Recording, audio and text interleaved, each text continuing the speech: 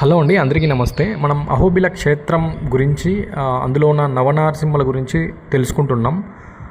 అందులో ఇది 4వ వీడియో అనమాట. ఇప్పటి వరకు మనం 6 నవనారసింహుల గురించి తెలుసుకున్నాం. ఇప్పుడు ఈ మిగిలిన 3 గురించి మనం తెలుసుకోవడానికి ప్రయత్నించాం.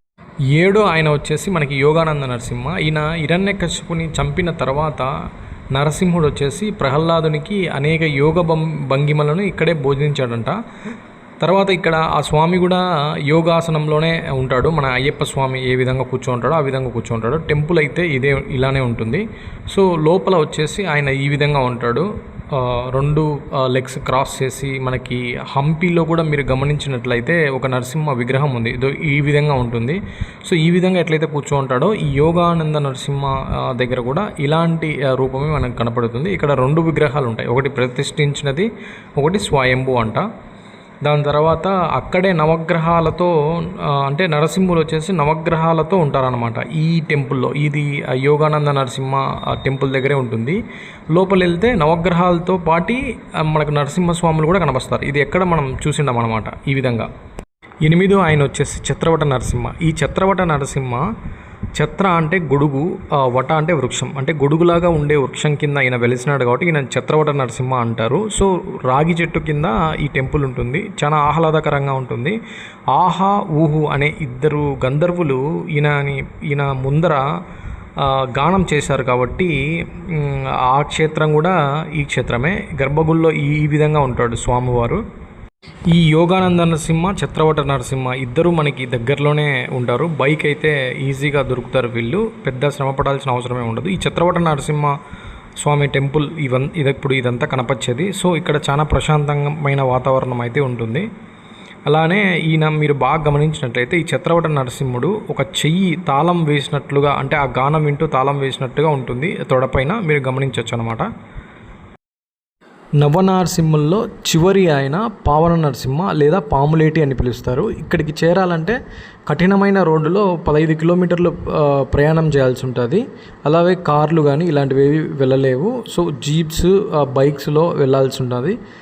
నడక మార్గంలో అయితే మెయిన్ ఉగ్ర నరసింహ దగ్గర, అంటే అహోబిలం, ఎగువ అహోబిలం నుంచి వెనక ఒక దారి ఉంటుంది మనకి. ఆ దారి నుంచి 7 కిలోమీటర్లు మనం నడిచినట్లయితే ఈ పావన నరసింహ దగ్గరికి మనం చేరుకోవచ్చు అనమాట. అలానే మనం ఇందాక మాట్లాడుకున్నటువంటి యోగానంద నరసింహ వచ్చేసి శనిగ్రహానికి అధిపతి, ఛత్రవట నరసింహ వచ్చేసి కేతుగ్రహానికి అధిపతి అన్నమాట. ఇకపోతే మనం పావన నరసింహ స్వామి గురించి తెలుసుకుందాం.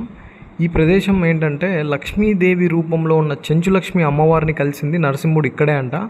అలాగనే భరద్వాజ మహర్షికి బ్రహ్మహత్య దోషం పోగొట్టి ఆయనకు దర్శనమిచ్చిన ప్రదేశం. అలానే బుధగ్రహానికి అధిపతిగా ఉంటాడు.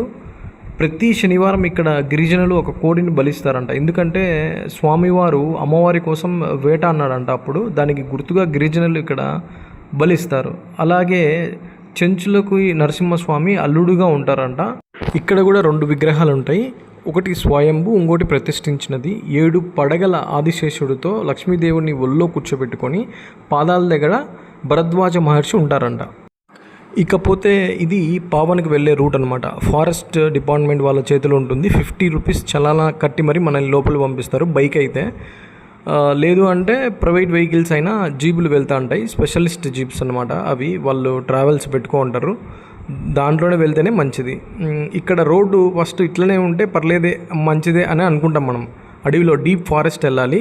సో మనకు మట్టి రోడ్డు బాగానే ఉందిలే అని అనుకుంటే పోంగ రోడ్డు ఎలా ఉంటుందంటే చాలా ఘోరంగా ఉంటుంది. ఏ విధంగా అంటే ఇక్కడ చూడండి, ఈ విధంగా ఇట్లా బైకే వెళ్ళడం చాలా కష్టం. అలాంటివి కొంతమంది ఎక్స్పర్ట్స్ ఉంటారు అక్కడ డైలీ తోలే వాళ్ళు. వాళ్ళ జీబుల్లోనే మనం ఫీజు ఇచ్చి వెళ్ళాలన్నమాట. ఇంత ఘోరంగా ఉంటాయి ఆ రోడ్లు అనేవి అక్కడ. టెంపుల్ అయితే ఈ విధంగా ఉంటుంది మనం చేరిన తర్వాత పవన్ నరసింహ దగ్గరికి. దాని తర్వాత ఇక్కడ గరుడు స్వామి ఉంటారు ఎదురుగా.